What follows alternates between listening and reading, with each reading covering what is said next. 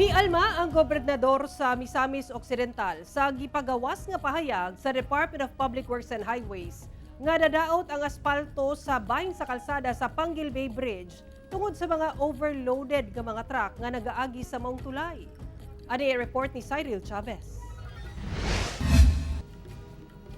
Sa gipagawas ka statement ni Misamis Occidental Governor Henry Waminal, isip tubag sa nauna na nga public statement sa Department of Works and Highways kalabot sa pagkabuslot sa aspalto sa kalsada sa Panguil Bay Bridge.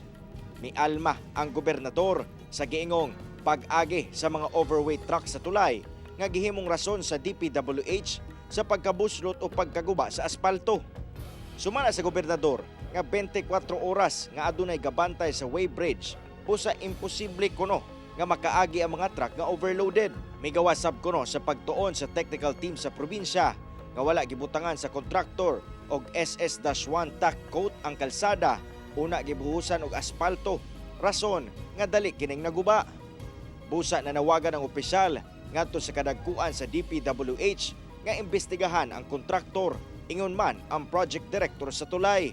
Gisuwayan sa GMA Regional TV 1 Mindanao nga makuha ang pahayag sa DPWH kalabot sa pahayag ni Governor Waminal.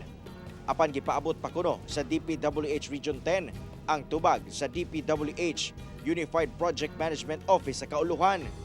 Hinoon sa kasamtangan, maagian na pagbalik ang upat ka lane sa Panguil Bay Bridge human nga gidali og ayo sa kontraktor ang mga aspalto nga nabuslot.